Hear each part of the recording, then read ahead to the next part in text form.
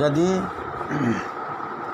इस संबंध में कहा गया है तथा च एकारानुवृत्ति तात्पर्य ग्रहण फलकम माद ग्रहणमिति भावः।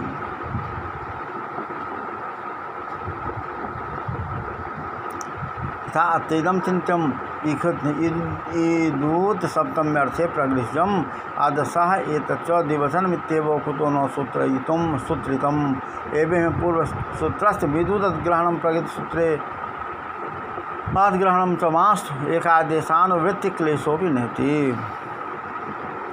तथा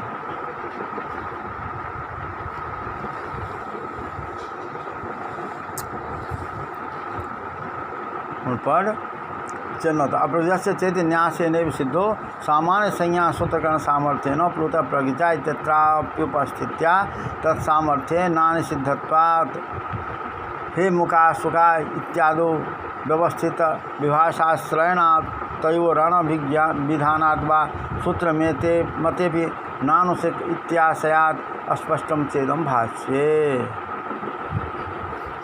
अर्थात यदि ऐसा कहते हैं क्योंकि अत्सोमात उपस्थित सामर्थ्य मूत्र मित सिद्ध नहीं होता।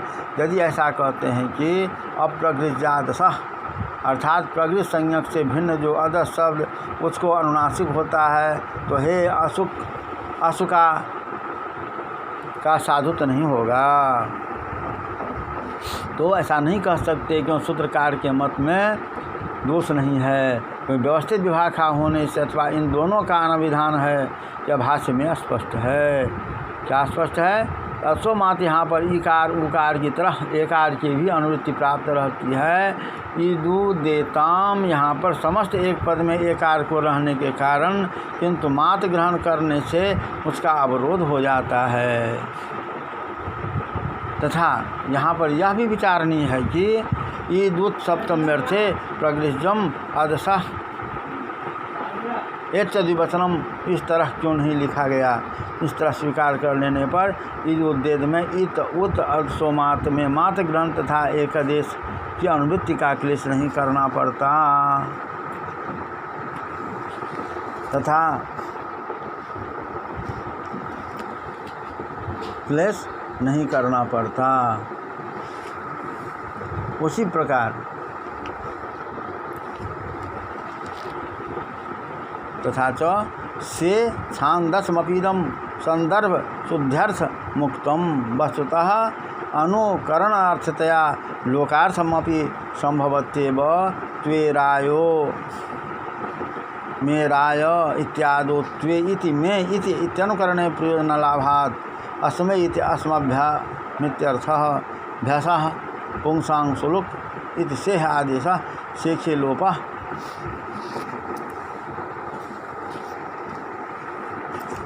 अत्र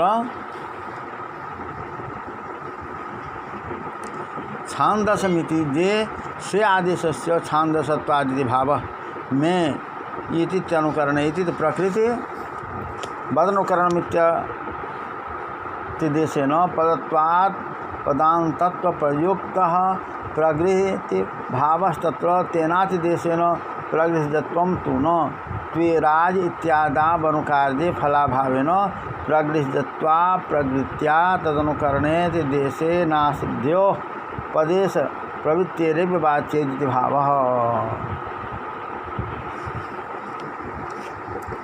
अर्थात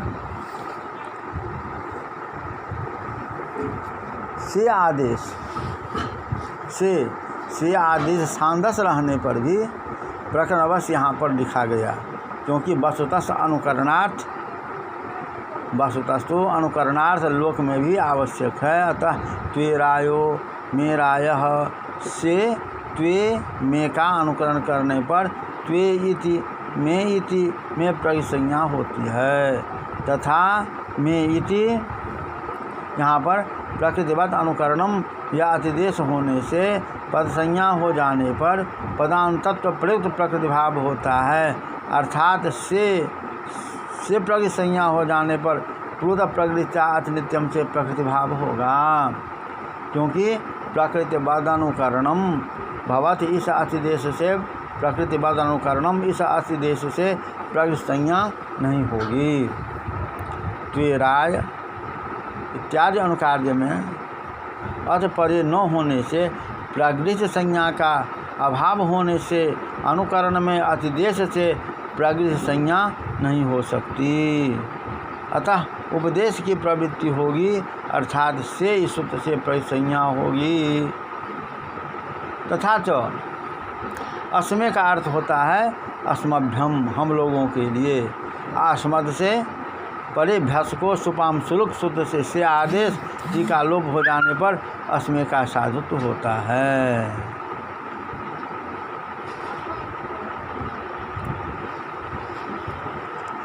पुनः निपात अनांगित पर्युदासा देवाद रूप निपाते लब्धे निपात ग्रहण उत्तरार्थम स्पष्टार्थमिहेव कृतम आ एवमिति पूर्व प्रकांतस्य वाक्यार्थस्यान्यथात्वद्योतकयोयमाकरः द्योतको अच्छा पूर्व प्रकांतस्य वाक्यार्थस्यान्यथात्वद्योतकोयमाकारः पूर्वमित्थम नामम स्था इदानीं त्वेवं मन्यसे इत्यर्थः आ एवं किलेति स्मरद्योतकोयमाकारः वाक्य इत्यादि था च भाष्यम इखदर्थे क्रियायोगे मर्यादाभिविधौ च एतमात्रं गीतं विद्यात् वाक्य स्मरणयोर्मित अत्र अनिंग लक्षण एवं तात्पर्यम लाघवाद अन्यस्य नित्यम त्वर्थ सिद्धम इखदर्थे इत्यादिस्तु अवयुत्यानुवादः एवं च अभ्रांग अप इत्यत्र सप्तम्यर्थ वृत्तेरप्याकारस्य अंगित्वात्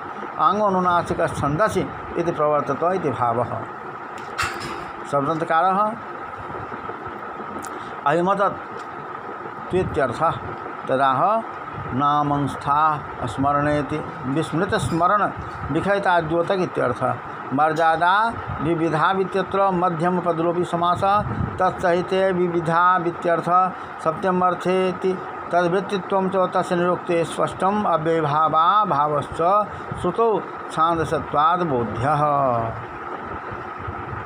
निपात एकाजनाम भाषा निपात एकाजनांग में अनांग पर्युदास से ही एक अर्थ रूप निपात का लाभ हो जाएगा।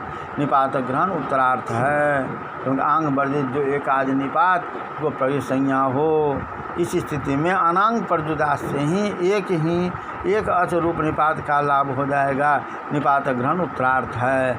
अस्पष्टता के लिए यहाँ पर लिख दिया गया, क्योंकि विद्वान लोग इसको इसको लिखने का यही भाव मानते हैं कि निपात ग्रहण के अभाव में आंग भिन्न आंग सदृश जो एकाच, इस अर्थ में सादृश्य अर्थ तत्वेन ग्रहण कर लेने पर नल में अर्थत्व रूपा एकाच रूपता होने से सकारात्र में परिसंज्ञा हो जाने पर प्रकृति भाव होने लगेगा। और निपात ग्रहण करने पर तो निपातत्वेन सादृश्य ग्रहण होता है। जैसे आ एवं नुमन्य से पूर्व प्रकरण प्राप्त हो वाक्यार्थ है, उसका अभिमतत्व द्योतन करने वाला यह आकार है। पहले तुम इस प्रकार नहीं मानते थे, इस समय मान रहे हो। ऐसे आ एवं किल तत् में आकार स्मरण द्योतक है, अर्थात विस्मृत की स्मरण विधायता का द्योतक है। इखत अर्थ में आ उष्णः ओष्णः इखद ओष्णः आ उष्णः ओष्णः क्रियायोग में आ एतः मर्यादा विविध यहाँ पर मध्यम पदलोपी समास है, तथा मर्यादा सहित अविविधि अर्थ में तेन बिना मर्यादा तेन सहितो भी विधि। जैसे आ उदकांतात आहित छत्रात इन अर्थों में इंगित होता है। वाक्य और स्मरण अर्थ में अंगित होता है। भाष्यकार का यहाँ पर अंगित बोधन में ही तात्पर्य है, अन्य अर्थों में इंगित तो अर्थात सिद्ध है, क्योंकि इखत इत्यादि अर्थ में तो एक देश का अनुवाद मात्र है। अतः अभ्र आम अपह, यहाँ पर आंग को अभ्र आंग अपह, यहाँ पर आंग को सप्तम्यर्थ में रहने पर आकार को इंगित होने के कारण आंग अनुनासिक छंदस्य से अनुनासिक होता है। और सप्तम्यर्थ वृत्तित्व आंग में है, यह निरुक्त में स्पष्ट है, क्यों निरुक्तकार ने लिखा है अथाप्यध्यर्थे दृश्यते अब्रांगपः, अर्थात फिर से भी यहाँ आदि के अर्थ में और ऊपर अर्थ में देखा जाता है। अभ्राम अवह का अभिप्राय है ऊपर आकाश में जलों को। अव्यभाव समास का अभाव को छांदसत्वाद जानना चाहिए। पुनः